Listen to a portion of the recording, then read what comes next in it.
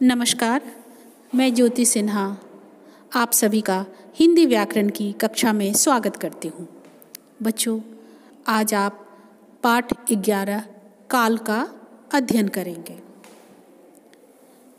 काल का अर्थ है समय। काल से क्रिया के समय की जानकारी मिलती है। जैसे सूरज छिप गया, सूरज निकल रहा है, सूरज अभी निकलेगा। बच्चों, इन वाक्यों की क्रियाओं द्वारा काम हो चुकने, चलते रहने और आगामी समय में होने का पता चलता है। समय को काल भी कहते हैं। काल की परिभाषा: क्रिया के जिस रूप से उसके होने या करने के समय की जानकारी मिलती है उसे काल कहते हैं। बच्चों, आप इसे इन उदाहरण द्वारा समझ सकते हैं। वाक्य है, माँ कपड़े धो चुकी। माँ कपड़े धो रही है।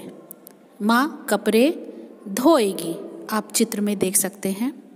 पहले वाक्य में माँ कपड़े धो चुकी है अर्थात क्रिया हो चुकी है। दूसरे वाक्य में माँ कपड़े धो रही है अर्थात क्रिया अभी हो रही है। और तीसरे वाक्य में बच्चों माँ कपड़े धोएगी अर्थात क्रिया होना बाकी है। इस प्रकार हम कह सकते हैं कि क्रिया के जिस रूप से उसके करने या होने के समय का पता चले उसे काल कहते हैं। काल के भेद: बच्चों, काल के 3 भेद होते हैं: भूतकाल, वर्तमान काल और भविष्य काल। आइए अब हम इसे विस्तार से जानते हैं।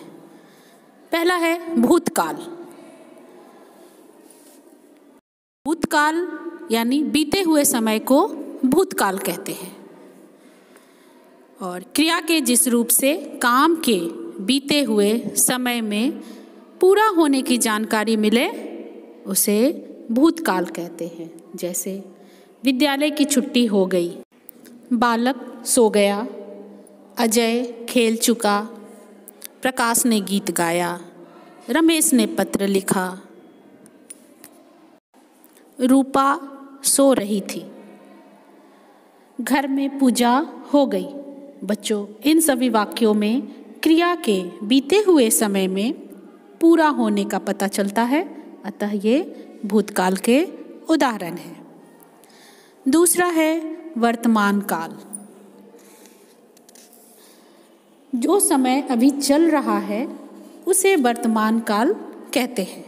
बच्चों, क्रिया के जिस रूप से काम के वर्तमान समय में होने का पता चलता है उसे वर्तमान काल कहते हैं।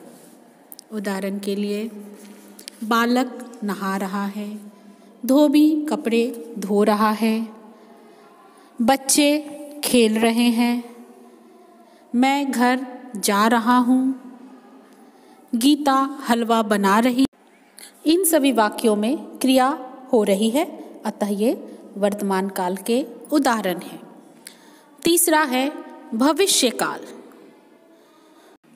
बच्चों, आने वाले समय को भविष्य काल कहते हैं। यानी क्रिया के जिस रूप से उसके आने वाले समय में होने का पता चले उसे भविष्य काल कहते हैं।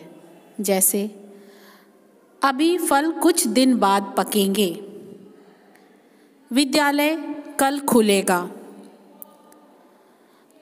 मैं कल विद्यालय जाऊंगा,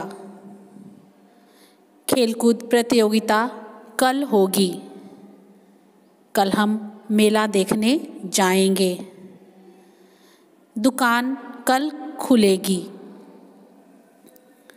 इन सभी वाक्यों में क्रिया आने वाले समय में होगी, अतः ये भविष्य काल के उदाहरण हैं। बच्चों, आप तीनों काल का अध्ययन करेंगे। आज के लिए इतना ही, शेष अगले वीडियो में।